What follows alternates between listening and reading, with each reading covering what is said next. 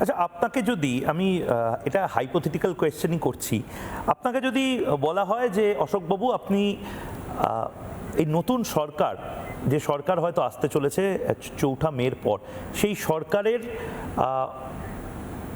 Main policy decision কী করে এই রাজ্যকে মোটামুটি 5টা রাজ্যের মধ্যে নিয়ে আসা যায়, টপ 5 রাজ্যের মধ্যে নিয়ে আসা যায়, তার একটা প্ল্যানিং করুন।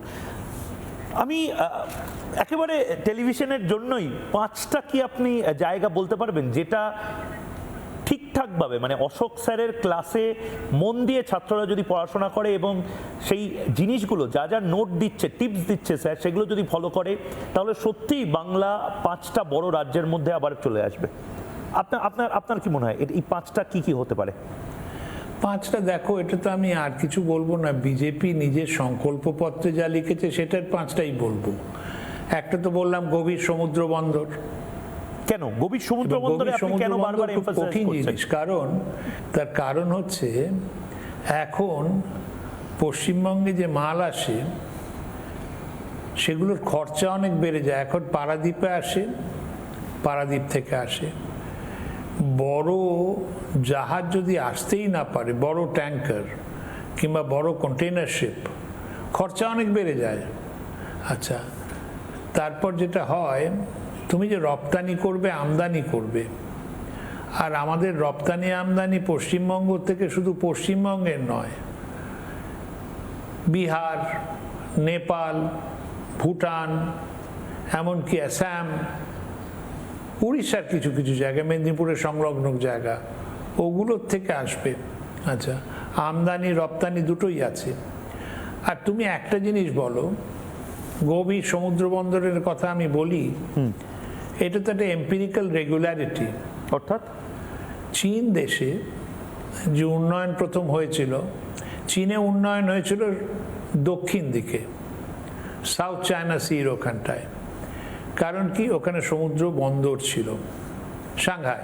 আচ্ছা, তারপর ভারতবর্ষে দেখো, ভারতবর্ষে যে প্রদেশগুলো ভালো করেছে সবগুলো উপকূলবর্তী, গুজরাট, মহারাষ্ট্র, গোয়া, কর্ণাটকা, কেরালা, তামিলনাড়ু, অন্ধ্রপ্রদেশ, উড়িষ্যা।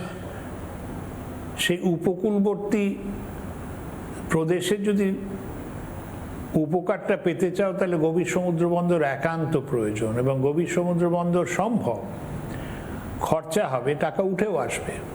আচ্ছা, গভীর সমুদ্র করা যাবে কোথায়? মানে আপনি কলকাতা, হলদিয়া বা নন্দীগ্রামে বলছেন এই গভীর সমুদ্র বন্দর? মানে এই গভীর সমুদ্র বন্দর তো তার মানে না, নন্দীগ্রাম তো বন্দর নয়, এ তো বঙ্গোপসাগরই করতে হবে। কোথায় করতে হবে সে তো ওশানোগ্রাফাররা বলবে।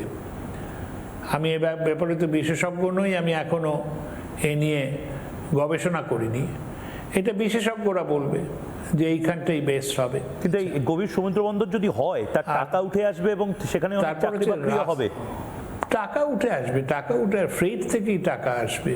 আর তাছাড়া যেটা হবে, ওই যেখানে সমুদ্র বন্দর হবে তার আশেপাশে ইন্ডাস্ট্রিয়াল এস্টেটস তৈরি হবে। ইন্ডাস্ট্রিয়াল এস্টেটস, বড় বড় শিল্পনগরী তৈরি হবে।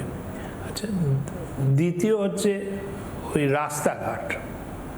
রাস্তাঘাট ওই ন্যাশনাল হাইওয়ের ওপর ক্রসিং, ন্যাশনাল হাইওয়েতে কোনো ক্রসিং থাকার কথা নয়, কোনো রেড লাইট থাকার কথা নয়। আমি গাড়ি চালু করব কিংবা আমার বাস চালু হবে, একেবারে নাম থামবে যেখানে, সেখানেই থামবে। তো এই দ্বিতীয়।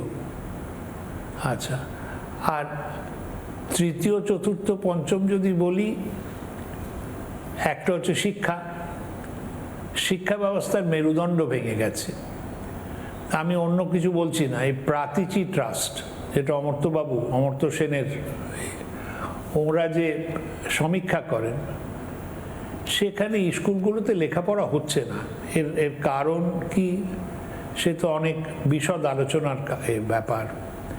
কারণ তাতেই দেখা যাচ্ছে ক্লাস 3-র বাচ্চা বই পড়তে পারছে না, ক্লাস 3-র বাচ্চা যোগ বিয়োগ গুণ ভাগ করতে পারছে না।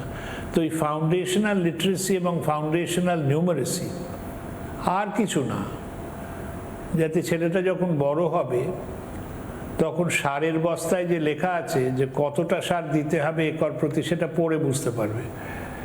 একটা ওষুধের বিক্রি করলে ও এক্সপায়ারি ডেট দেখে বলবে তো এক্সপায়ার করে গেছে। আর যোগ বিয়োগ গুণ ভাগ হচ্ছে, ময়ূক তুমি কিংবা আমি গিয়ে যদি ওদের কাছ থেকে আম কিনি, একটা আমের দাম যদি 4 টাকা হয়, তো 10টা আমের দাম কত হয় সেটা ওরা যোগ বিয়োগ গুণ ভাগ করতে পারবে। আইন শৃঙ্খলা ভীষণভাবে উন্নয়ন করা দরকার। তাই 5টা বললাম না, 6 বললাম না, 4 বললাম, ভুলে গেছি। বাট এটা ইম্পর্টেন্ট। তো প্রচুর কাজের কোনো অভাব নেই। নানা ধরনের কন্টেন্ট দেখার জন্য লাইক করুন, শেয়ার করুন আমাদের ফেসবুক পেজ, সাবস্ক্রাইব করুন আমাদের ইউটিউব চ্যানেল। পাশাপাশি অন্যান্য ব্রেকিং নিউজের জন্য অবশ্যই চোখ রাখুন রিপাবলিক বাংলায়।